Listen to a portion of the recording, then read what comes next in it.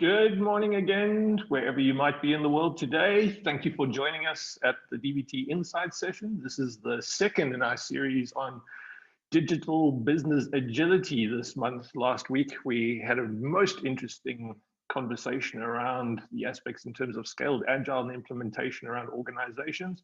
And this week, we thought we'd follow it up with an even more dynamic speaker and expert in the way of Stephen de Villiers Graaff. Stephen is a longtime associate with DVT, an absolute expert out there in the field of coaching business and enabling organizations in the digital space, and particularly in agility and transformation of organizations.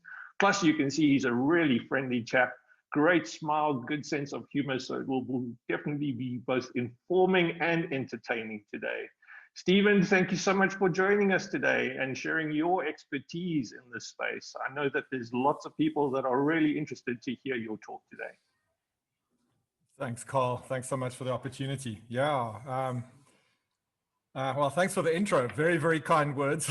I was like, oh my God, no. I better try and live up to that one. It's all true, people. It's all true. Stephen is wonderful. Oh, thanks a million, Cole, really.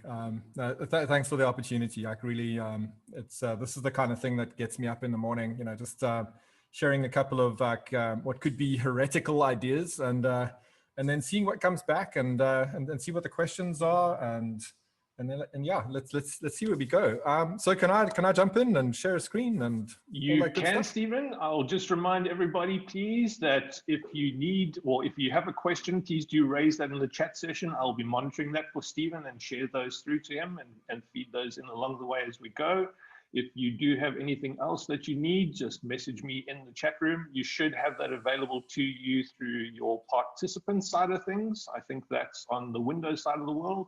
There are also your reactions that you can do. If you're enjoying it, show us that through your reactions. That would be great. And other than that, I will leave it with you, Stephen. Awesome. Thanks, Carl. Okay, let's see if we can do this thing. Where are we? That's where we need to be.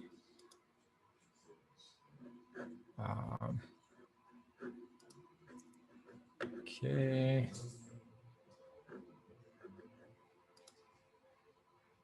Okay, what's happening now? Can you guys see that? It should say benefits of clear boundaries, Gravity works. We can, Stephen. I think it's probably doing the presentation on a separate screen if you're running two screens at the moment. I am. So is this one visible? We're seeing the one that I'm moving. We're seeing the presenter deck view, so we can see all the slides on there. Okay. Okay, that's a bit odd. That's Zoom for you. That's Zoom for you, people. See, this is the challenges, and now you get to get a practical demonstration of Stephen's ability to be agile in presenting at the same time. It's wonderful, both theoretical and practical today. And I'm assuming you guys are now still seeing the presenters screens. Screen there. We are. Okay, now that I'm now absolutely stumped. Okay, let's try this again.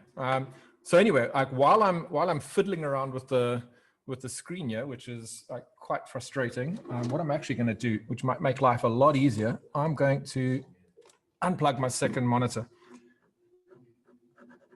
When in doubt, reboot. It's a good tactic, Stephen. Definitely. Well, yeah, I'm trying definitely not to reboot. That would be problematic because then I'd be gone.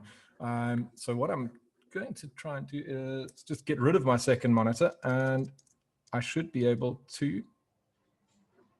There we go. Perfect. I'm hoping you guys see that. Fantastic, fantastic.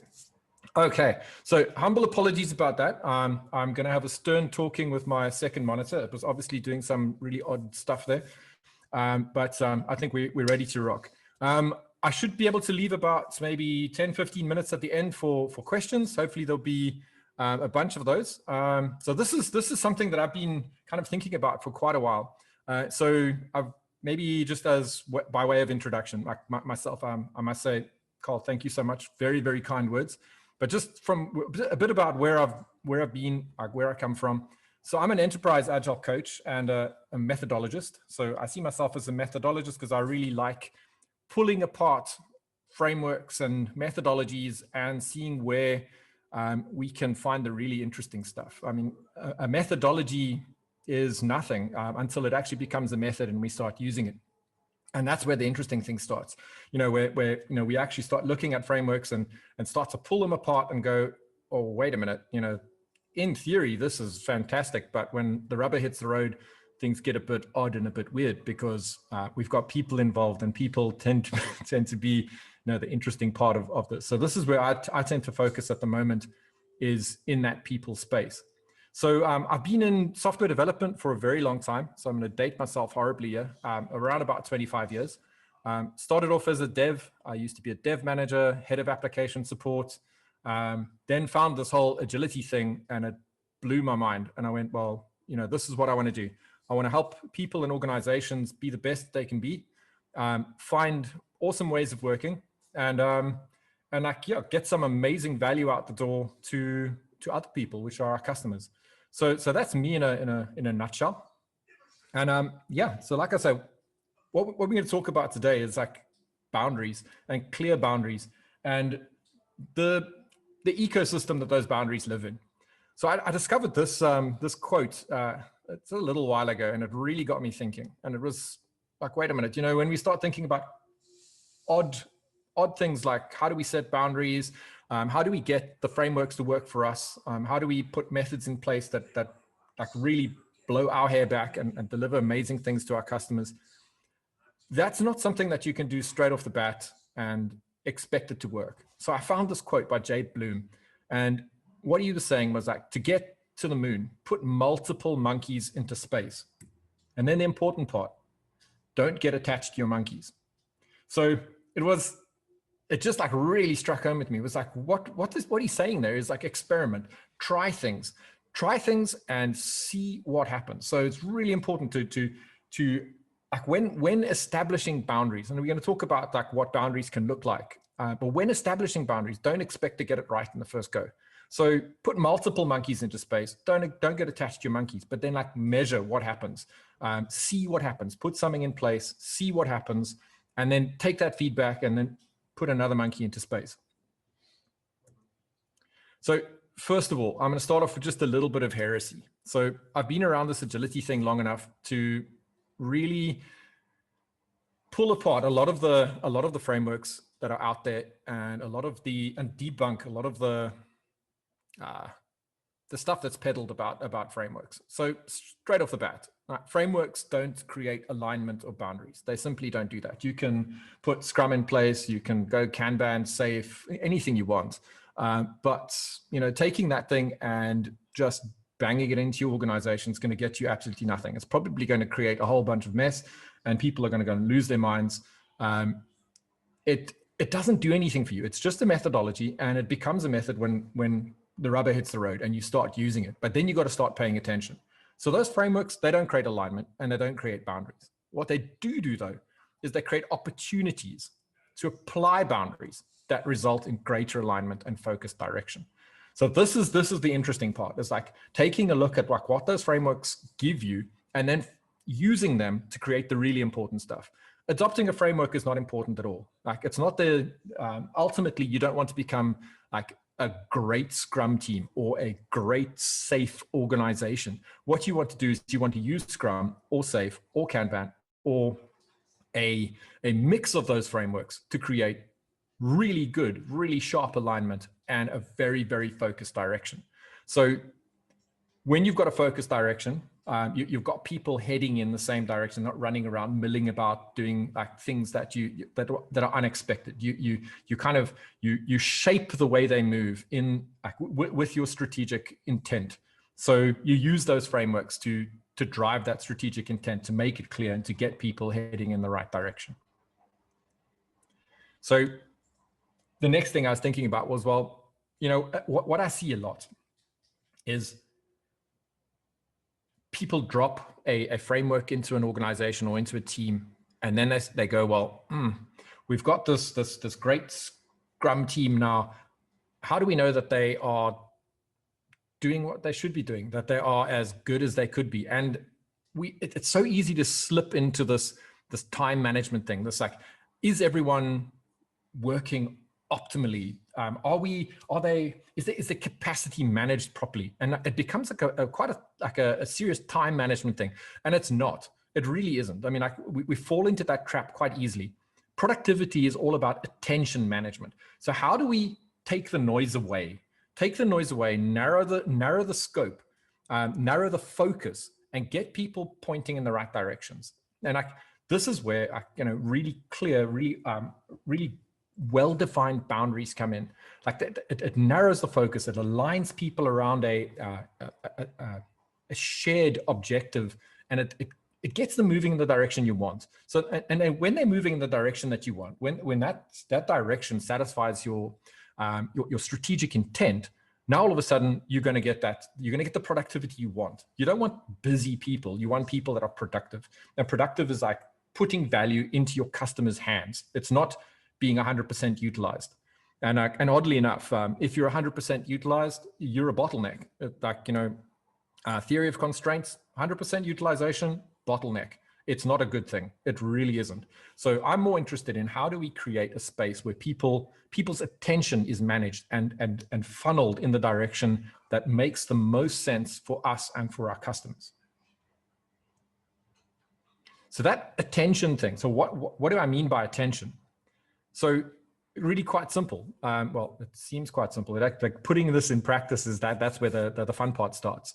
But attention is getting the right things done for the right reasons, at the right time, in the right places, for the right people. So there's a lot of moving parts there, a lot of things that need to fit together.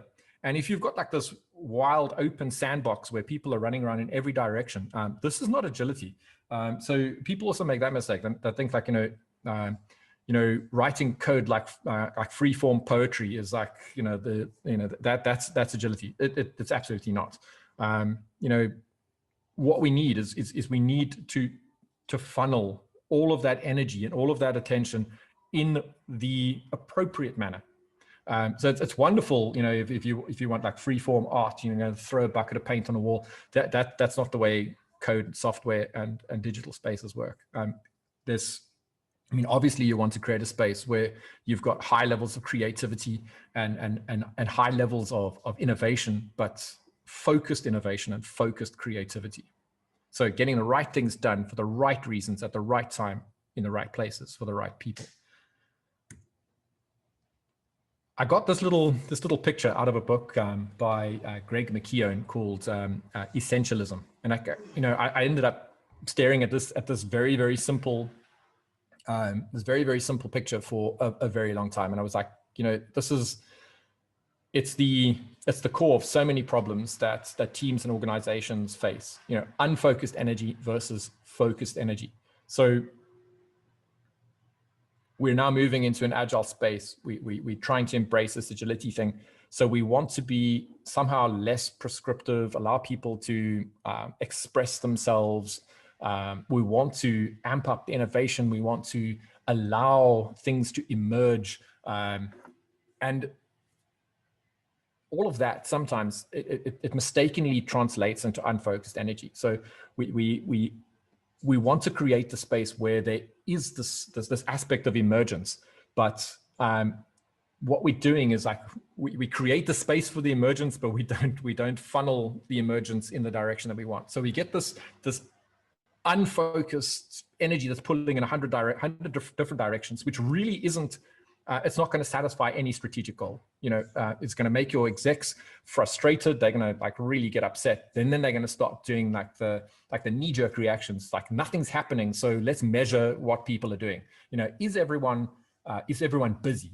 Wrong question.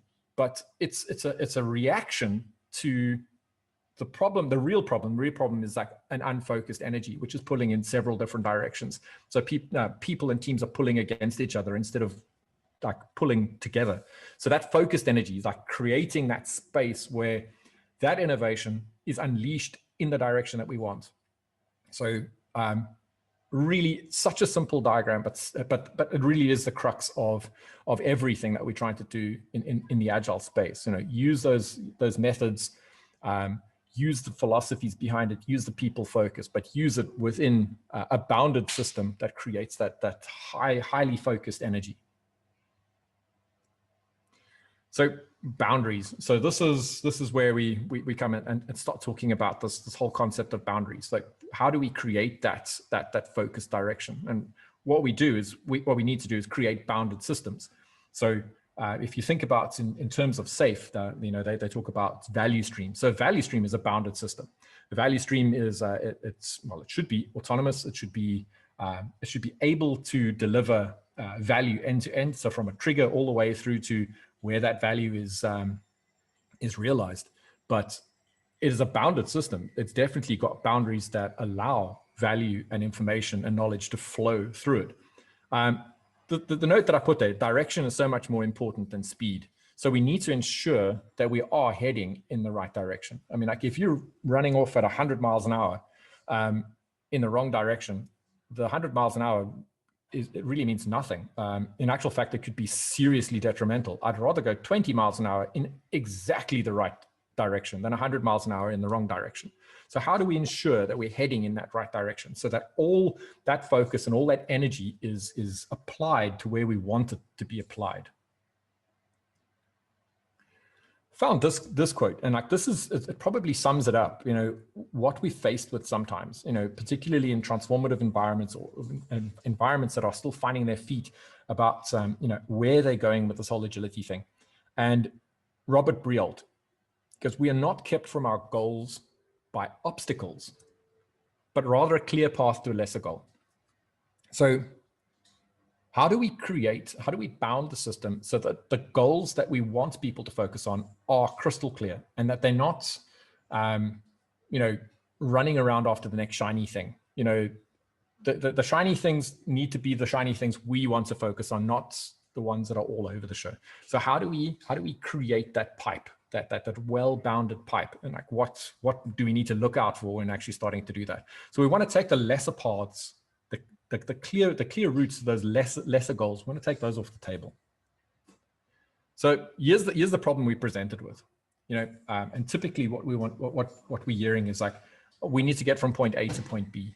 And when thinking about agility, one of the things that, and I've spoken to a lot of exec teams, and you ask them why do you want to adopt agility in your organization?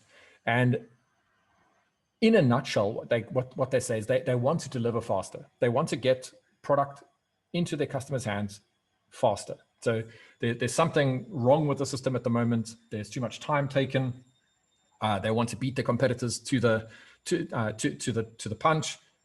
So they want to get pretty much from point A to point B faster, or as fast as possible. Now, that's not what agility does. It doesn't get you from point A to point B faster. It gets you from point A to a better point B. Because in truth, if you're lucky, that point B is somewhere within the bounds of your customer's needs, if you're lucky. Because in truth, there are a lot of point Bs that are available. Some of them are in that bounded area, which would constitute customer needs. Others are not. And that might not be clear. It might actually be quite obfuscated. So we need to be careful when going from point A to point B as fast as possible. Are we going to the right point B? Is that point B where we actually want to go? Or are we just running to a point B as fast as possible? So what we want to do is we want to start introducing boundaries to that system. And those boundaries there's a number of aspects that we need to start considering when considering how to bound the system. So obviously there's regulatory boundaries. Like if you're in a bank, there are certain regulatory boundaries that you are just simply not allowed to cross. So there's a hard boundary already. So we need to pay attention to that. There's compliance that is associated with that. We have a boundary. The other boundaries, though, are the ones that we have got full control over. So strategic boundaries. Where do we want to focus? Do we want to focus on our digital path? Do we want to focus on certain aspects of lending or credit? Are there technical boundaries that we need to focus on? Like, I mean, obviously, this is another thing. You know, we don't want people just to run off and build things. We want to build things that we can maintain, that we can grow. Is one of our technical boundaries like moving the bank into the cloud? Now, there's a technical boundary. So, how do we do that? You know, is that our strategy? Do we want everything new needs to go into the cloud? So now you've got a boundary there. Strategic, I mentioned strategic boundaries, design boundaries. So if you've got multiple entry points to sell your products, do you want those entry points to look the same? So now you're going to have a design boundary.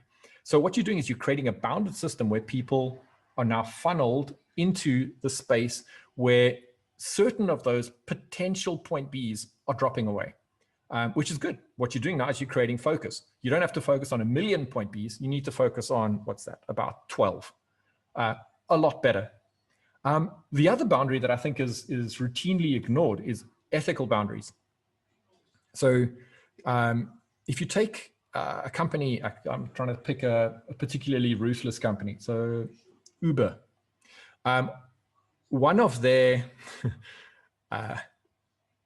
what's the word I'm looking for? The way they look at running business is and they've said it like win at all costs. Now, if you place that as a boundary, you can't be terribly surprised if people do things at all costs, and they may cross certain ethical boundaries. Now, all of a sudden, you're creating new problems. So in a case of an ethical boundary, what I would suggest as a leadership team, or as well anyone who sets those boundaries, be very, very clear about that and go, we will not cross this line. Under no circumstances will we cross this line. Now that creates a strong ethical boundary, and that's good. It's very good. So people know we don't cross that line. We've got regulatory boundaries over here. We've got ethical boundaries over there. In between there, we can play. So what's happening here is we're taking all of those myriad options for that option B, and we're taking a whole bunch of them off the table. Creates a lot of focus. And now instead of trying to decide on 100 potential point Bs, we've narrowed that field down to 12 or 13. Now what we can do is we can start running experiments within that bounded system. We can look at viable options that are satisfying our customers' needs, and we don't need to expend energy on things that do not satisfy our customers' needs or cross regulatory or the boundaries that we stipulate in place in terms of strategy, technical, design, or ethical boundaries. So what we're doing is we're creating focus, and we're creating a space where we can run experiments. We don't have to run 100 experiments now. We can run maybe 4 or 5. Okay, so creating a bounded system. So now there's ways and means to actually create this bounded system. And this is where the fun starts, because there is no blueprint for this. I can't tell you do this and everything will be fine. You have to experiment. So you have to put a monkey into space. Put a monkey into space and see what happens. Don't get attached to that monkey, because if the monkey doesn't come back or the monkey's life support fails, it's hard luck monkey. That's why it's a monkey that we put into space, and you know, like, not your best friend. So don't get attached to them. So what we're going to be doing is we're going to be running experiments. How tightly do you need to bound the system? But there obviously are there are boundaries within the boundaries. So what's happening now? There we go. Okay, so let's just take an example where we have a regulatory boundary that's one already. That's an immovable. To be compliant in the playing field that we are operating in, there's a regulatory boundary. Fantastic, we've got that. It's clear, everyone knows what it is. We are compliant, and we refuse to not be compliant.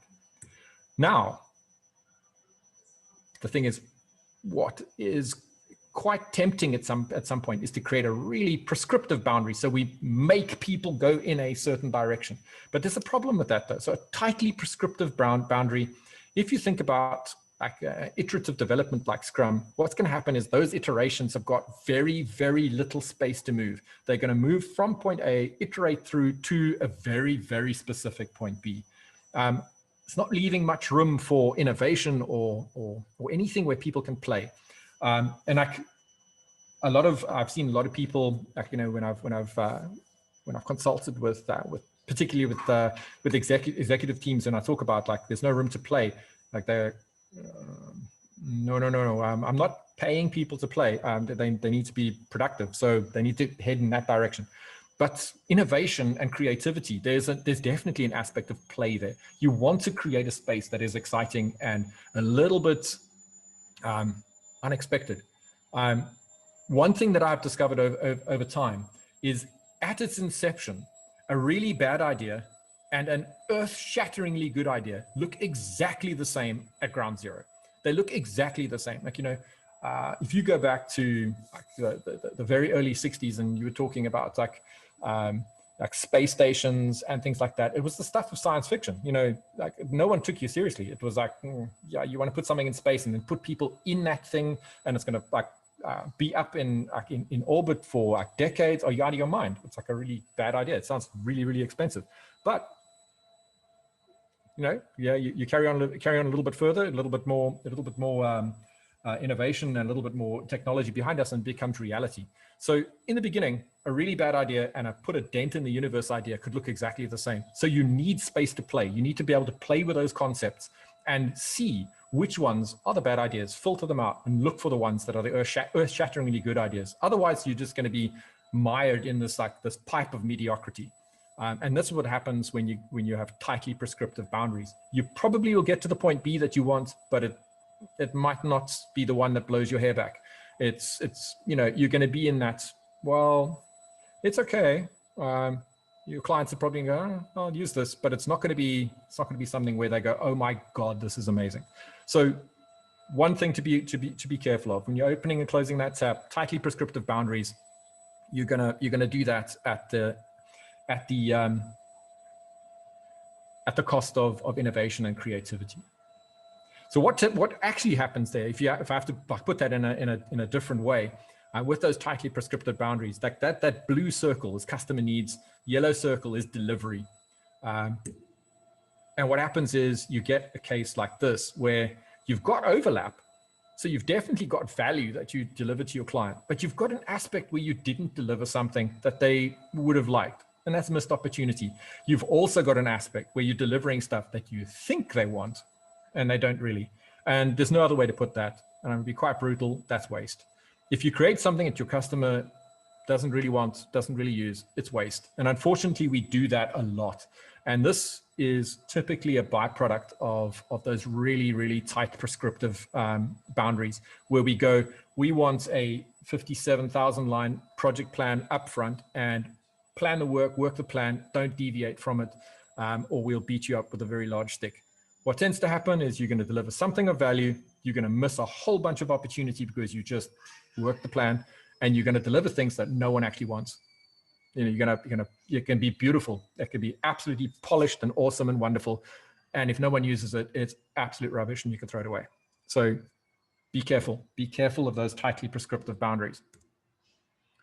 So the next thing, when this is like just as bad, where what we have is a case where it's like, this is now Disney World and everyone is a unique, awesome, shiny snowflake. And you can do anything you want because, hey, we're agile. Massive, massive, massive problem because that's not agility at all. That's just chaos. So unclear or no boundaries. It's like, hey, man, you guys can do anything you want because we love you. That is a problem. That is a massive problem. Nothing wrong with actually loving people. That's great. But loving people with boundaries, that's better. So unclear or no boundaries, what tends to happen is your teams do that. Wow, they deliver a whole bunch of stuff all over the show. They make these crazy decisions and it's very frustrating, and your executive team lose their minds. There's probably going to be cases of ritual suicide where they've spent a whole bunch of money and no one's got anything. Your customers are going, I don't even know what you're selling. And your competitors are going, this is lovely. Love the confusion, carry on. we'll just, put an alternative product in your customer's hands. So unclear or no boundaries, massive, massive problem. Probably even a bigger problem than tightly prescriptive ones. At least in the tightly prescriptive ones, you may deliver a mediocre product. In this case, the chances of delivering anything is severely hampered. So unclear or no boundaries, real problem. Just because you're an agile organization and you're moving strongly into that agile space doesn't mean that you don't have boundaries and that you can't give people direction. It's just how you give them the direction that's the important part. So yeah, ultimately what happens is at some point in time, everyone goes, I have no clue where to go from here. I've tried everything. I've run around in circles. I've chased my tail. The customers look at me as if I'm absolutely nuts and probably on some sort of recreational drug. I don't know what to do. And the execs are going, well, we don't know what to do either. We've given you freedom, innovate. Yeah, sure. And that's when people leave. And your customers leave as well, which is also massively problematic. Next one is ambiguous or mixed boundaries, where you have a leadership team that don't quite agree where you should be going. The strategy is not clear. Like you get strong messages in one direction and then those messages change, or they don't quite gel together. And all of a sudden you're like, I'm not sure where to go. Or you have these flashes of like, you have these moments where you go, oh my God, I've got it. I've worked it out. I know exactly where to go. And then the next day you go, what the hell did I just do? And why? So what tends to happen there is like, there's a boundary. So we kind of playing within that space and all of a sudden the boundary moves. Now there's certain things we've done that don't fit that boundary anymore. So what do we do with it? Do we throw it away? Do we shelve it? Do we sit in a corner and cry? Probably all of those. So we try again, and maybe now we go down a different path, and then suddenly things change, and we go, oh, maybe we should have considered this. So we try something else, and then it changes again, and we end up really getting nowhere with an enormous amount of waste. So there's lots and lots of experimentation, lots of assumptions that are being made, and there's very little direction. So ambiguous or mixed boundaries that tend to move, you're going to collect waste like there's no tomorrow. And that is super frustrating for teams that are developing products and wanting to get value out into your customers' hands. Massively, massively frustrating. Like one of the things that I've learned, and like this is from managing like quite large teams, is people really want to, they want to be valuable and to create things that are valuable and create things that other people want to use. They want that. And when you seem to be like expending massive amounts of energy and getting absolutely nowhere, it's incredibly frustrating. So another thing to really, really like consider very strongly, that if you're setting those boundaries, if you're setting the strategic intent, make sure that your leadership team are on the same page and that the message is clear and not ambiguous and doesn't branch off into different directions. And you don't create that space where people don't have the direction or they're not clear about which way to go, because it will generate an enormous, enormous amount of waste. So coming back to our customer needs and delivery, what tends to happen in this space? You've got your customer needs bubble, you've got your delivery, and this is what happens. Everyone's delivering something somewhere. Everyone's incredibly busy. It all looks like, wow, we're pushing a lot through. Your throughput might be through the ceiling. Your cycle time looks like absolutely great, but your customers are going, I have no clue what you're doing. So you may still deliver some value, if you're lucky.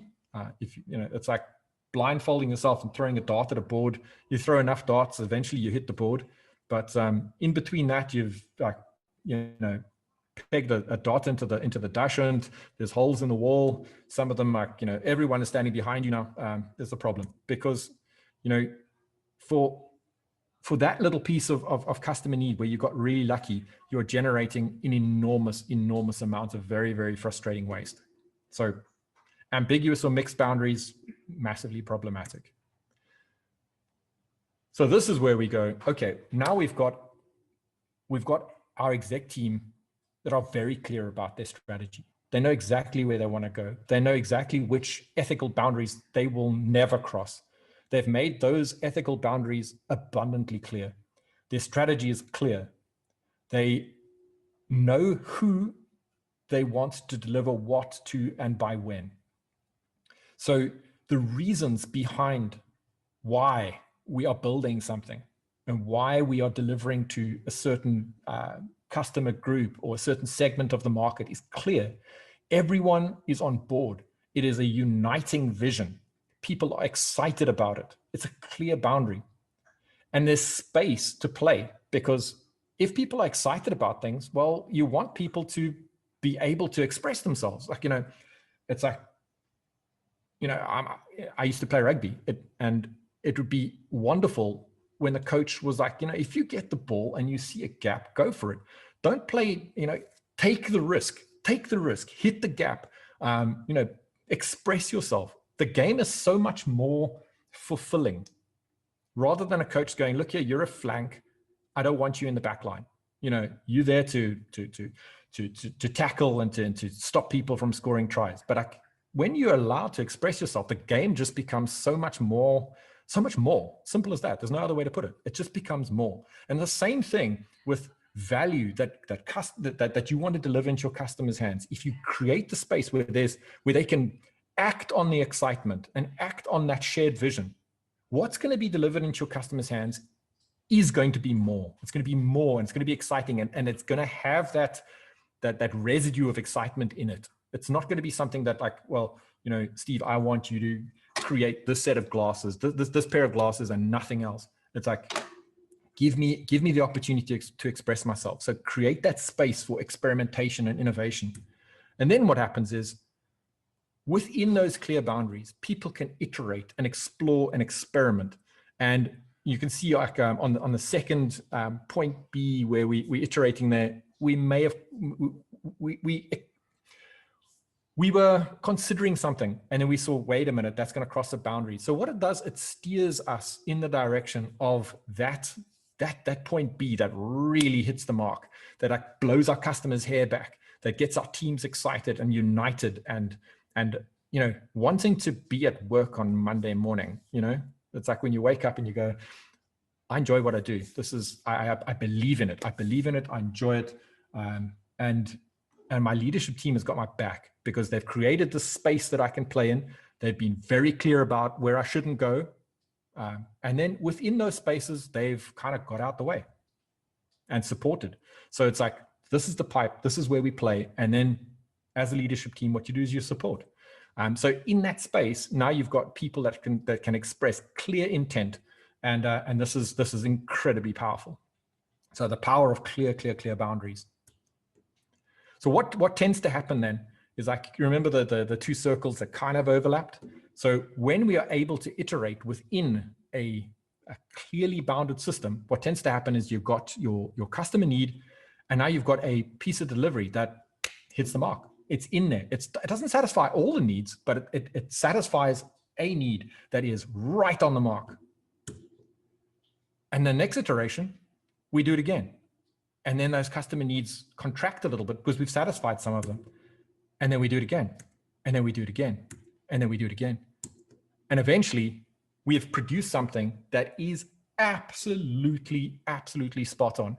And it gets our customers excited. They get talking to other people who want to get our product. You create sticky products that people just don't want to walk away from, because they're so damn good, because they just hit the mark that, it's like, I love this product. And that's where you want to go. You want to create the space where we are allowed to really hone our delivery down to that sharp point where people get very excited about what we do. So the trick here is, like, obviously, you want to keep people engaged. You want to keep people in that space and dialed in. So boundaries are absolutely necessary, but within those boundaries, you need to keep people, like, you need to capture their attention. Like I said in the beginning, like, attention management, keep them engaged, keep them dialed in.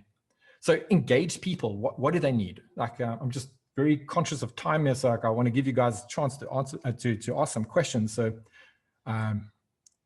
Forgive me if I just looked at my watch there for a second. But the three things that engaged people need is autonomy, relatedness, and competence.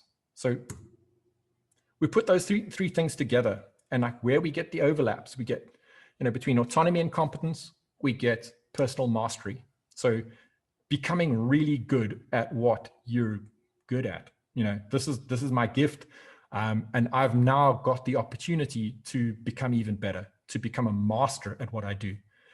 Between competence and relatedness, team learning. So I bring something to a team, my team members bring something to the team, and in there's overlaps where our skills overlap, but there's also spaces where we've got like our anti-libraries of knowledge, where there's things that my team members know that I don't know. So now we have an opportunity to use that meta knowledge. So I can either learn it from them, or I know where to go to get that knowledge. So knowledge versus meta knowledge. And then relatedness between autonomy. It's just like new mental models, how we approach things and how we think about things, and how we work together and how we approach our ways of working. And all of that combined is a shared vision. Now that is like where things get really, really, really powerful. So if we don't have these things, without autonomy, we're disengaged. Without competence, we're ineffective.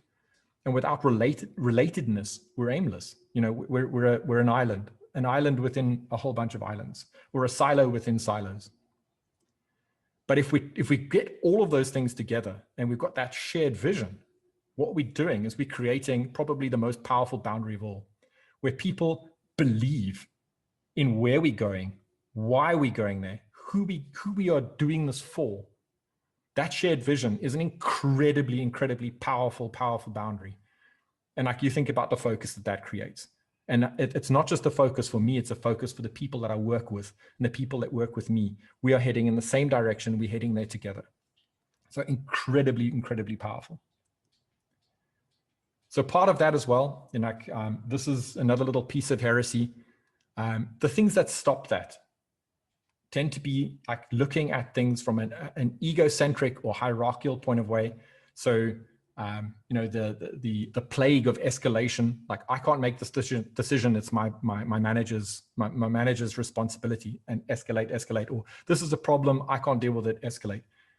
What we need to do is we need to start like really rethinking that. And like, if we want that shared vision and that autonomy and that relatedness and that competence, we need to start elevating. So, someone asked me once, like, empowerment, is that giving something to someone? And like, I vehemently believe no. Empowerment has got nothing. It's not a give to someone. It's a let go. If you let something go and you elevate, that is empowerment. And that's ecocentric and networked.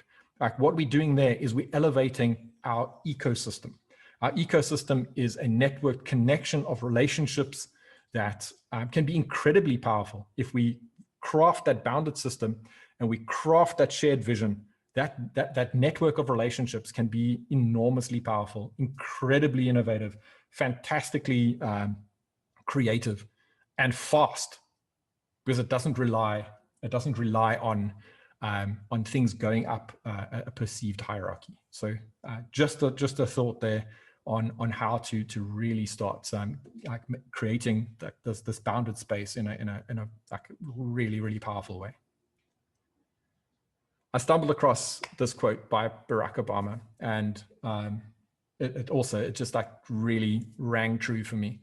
Like, you don't have to be extraordinary to do this. There's nothing extraordinary about this. This is like, they're actually quite simple concepts.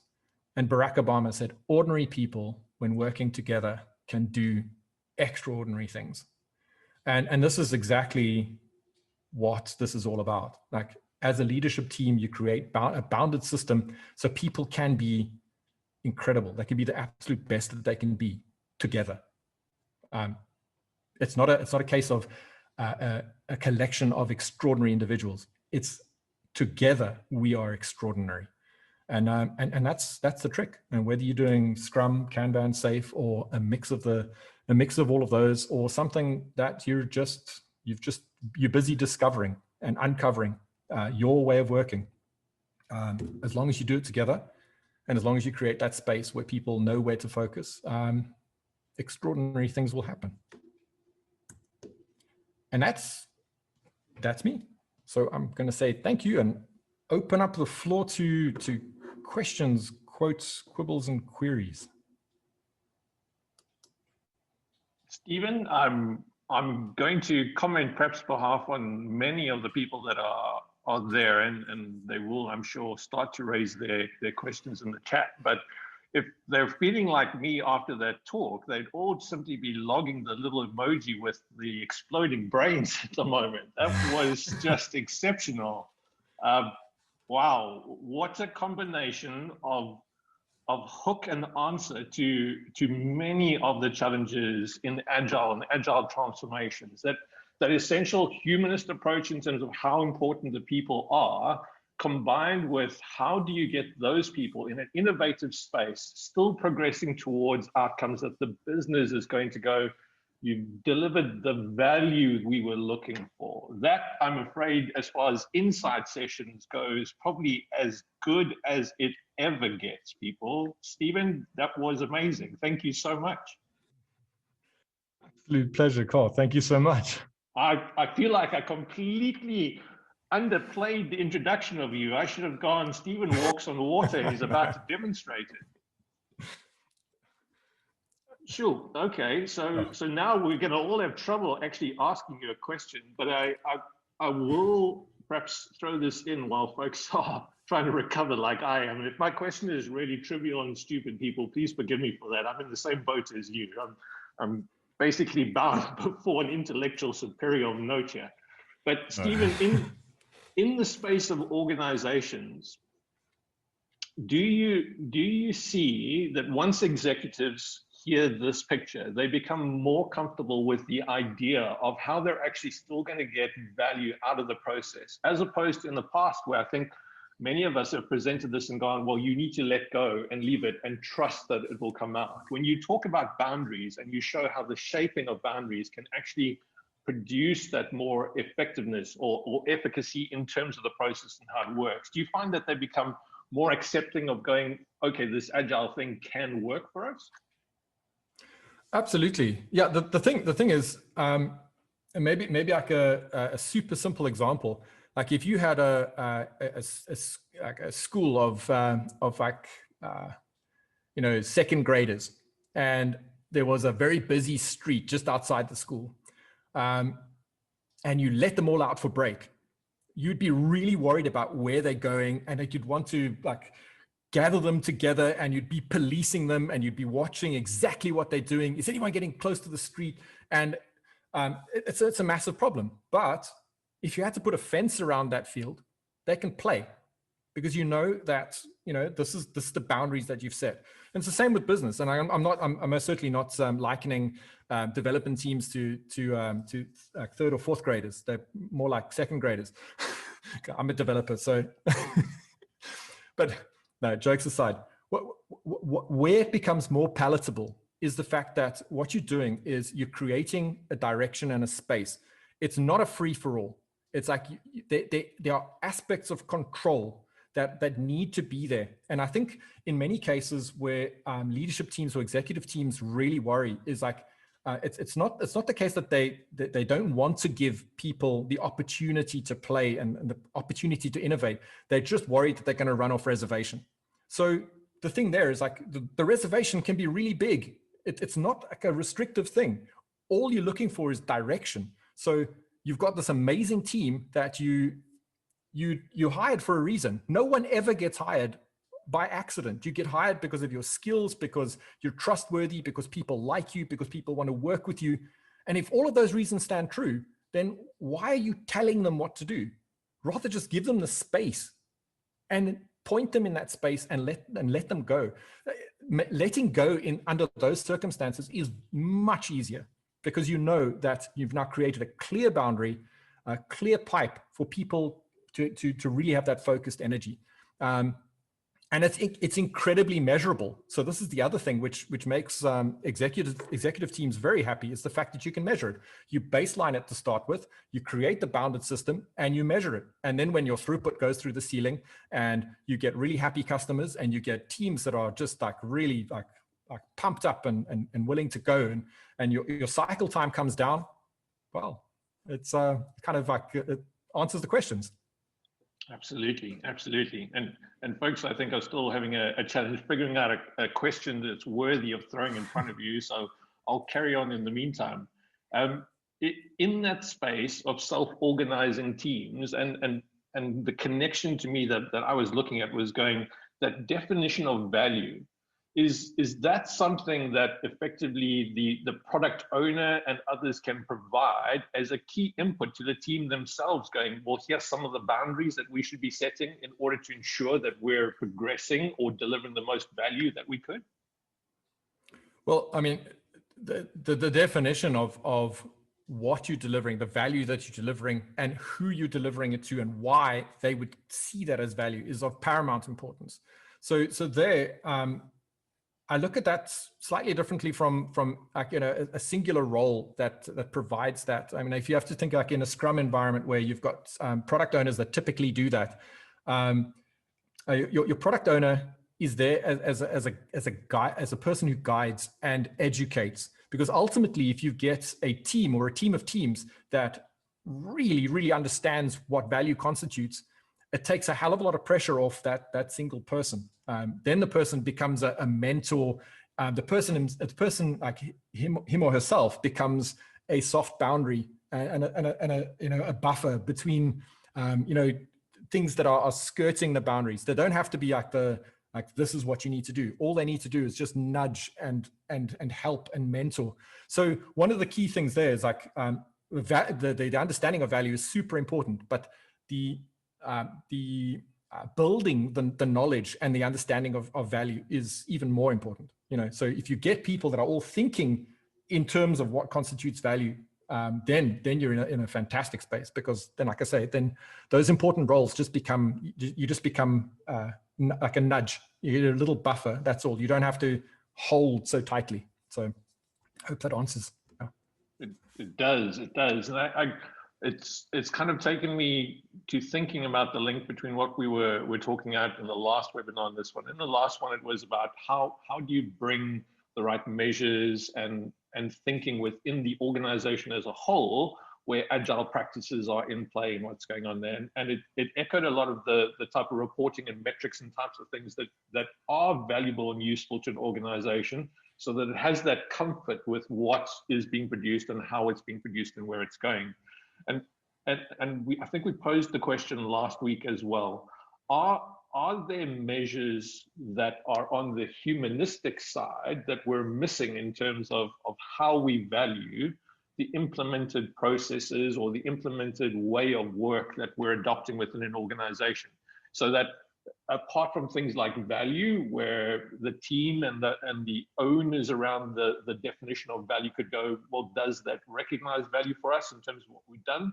But towards the points that you were talking about, of going, here we are going into a space where the realization for people in terms of the experience is that much more. The boundaries that we're setting are taking into account far more than we normally would: ethical boundaries, legislative pieces, future direction, competitive positioning, all those things. How do you reflect that back to an organization that might be very metric driven, with some of the measures that possibly they haven't even considered taking into account? Yeah, so I mean, Carl, like I said a little bit earlier, the whole bounded system is inherently measurable in terms of like hard metrics. So like flow-based metrics, like your throughput, lead time, cycle time, flow efficiency, which some people don't pay enough attention to. Flow efficiency for me is like one of the key things around, like, are you heading in the right direction? So typically companies that don't pay attention to flow efficiency achieve about 10% in terms of flow efficiency. So imagine if you just shift that to 15%, like 5% jump in flow efficiency, what that could happen, what that could do to your bottom line. But the things that I find a lot of companies just pay no attention to is like the soft metrics. So the things that you can't like measure in numbers. And that means like get in front of your teams and like ask them, how are they doing? You know, how do you feel about this? And I know a lot of people go, how is it a 25.2% feel good or no? It's like, how do you feel about this? Are you feeling good? Carl, how are you feeling today? Are you feeling good? Were you happy to come into the office today? And if the answer is yes, great. Why? What gets you up in the morning? Ask the soft questions. Ask the soft questions and make those soft questions available. Like the answers, like make the answers available. Make yourself available to pay attention to those to the answers. And if someone, if you sit in front of a team and you go, Carl, how was today? And you go, and Carl goes, hey, I had a really rough day. It was bloody terrible. Why? How can I help? What do you need from me? And like this, as soft as it sounds and as fluffy as it sounds, is vitally important. And then do the same thing with your customers. You know, we think this is going to hit the mark. Did it hit the mark? And then see what they say. And this thing is sorry, where is it? Yeah, it's disappearing. But my cell phone is an incredibly powerful thing. There are apps on there that I love, and I won't change them for anything. Isn't that a powerful metric? You know, if to know that you're heading in the right direction, to know that your customers love your product. It's not just a case of like, yeah, we'll use it. Like, you know, I need a banking app. It's like, I don't want another banking app. I want this one. You know, it really, really blows my hair back. I love it. Thank you. That type of thing, you're feeding that back into your teams, gets your teams excited. And then your teams feel good about themselves. And then they create really cool stuff. So it's soft, but it's really about making yourself available and asking the questions. Well, we do have a first question that's come through, Stephen, and that is from Sepo, and he is asking, how do you get executives to think beyond execution frameworks like SAFe, Nexus, Discipline, Agile, etc., and to really embrace the Agile values? And I guess a lot of what you've been speaking about today helps some executives understand how it's not you've given up control, rather you've provided, and to use your word, an ecosystem in which value and productivity and innovation and capability will come out. Yeah, look, it's a great question. I wish there was a simple answer. And I think this is the exciting thing about the space we play is some people just inherently get it, others don't. Others are looking for the machine that will give them the results. I think the thing there is to find out what's really important to them. So, I've worked with executive teams that are absolutely ruthless. I mean, they're ruthless. And as long as they're honest about it, this is, you will create an environment that people will gravitate to or gravitate from. So be okay with people leaving your environment if it's not for them, because you don't want people in your environment that don't want to be there. So if you've got like the Ubers of the world, I'm gonna bang on the Uber drum. Like they literally will win at all costs. So people that gravitate to the Uber space are driven for a very specific reason, and they excel in that space. But Uber doesn't make any bones about that. It's like win at all costs, and that's fine. If you're looking for the people focus, then it's like, shift away, then focus on that, because that's where the value is. SAFe is not going to give you a people focused environment. It's not going to get value out the door. It's going to give you some ideas. And it's all about creating that engagement and getting people to express what they really want, what's really the drivers behind it, and then focusing in on that. Like no executive team in the world is saying, I want to implement SAFe. It makes no sense. They want something else. They want value to their clients faster. They want a more efficient system. They want people to be more engaged. And it's just a vehicle. And then when you get to that, and then you can go, okay, I'm not here to implement SAFe for you. I'm here to help you create more focus. And then when they agree to that, then the opportunities start opening up. It's like, yes. It's not about a new agile release train. It's about, how do I create focus? How do I get teams to work together? It may be a release train, but it may not be. And then the exciting thing starts. You're starting to have a real conversation, not this fabricated thing. Hope that answers it. It does, I'm sure. Thank you, Stephen. I see we're right on time, if not one little minute over the scheduled session. I think the comments that are coming through are less questions and more just gratefulness towards you, Stephen, for having shared your insights today. I think you've absolutely epitomized what we try to achieve in these sessions, is to provide that novel thinking and insight around the opportunity within the spaces that we work. That was absolutely amazing. I want to thank you for having come on today, for having shared that with everybody, and for having done such a phenomenal job in leaving all of us absolutely without the ability to ask you another question. Thank you, Stephen. Absolute pleasure, Carl. Thanks so much for the opportunity. Really enjoyed it. Thanks, everyone. Well, everybody that joined today, thank you. That was Stephen de Villiers Graaff. I hope you enjoyed the session. I'm sure that you got value out of that. And please do join us in a week's time for the third in the series. Other than that, wherever you might be, have a great day, enjoy it, and go and think about those boundaries. Thank you, everyone. Cheers, everyone. Thank you.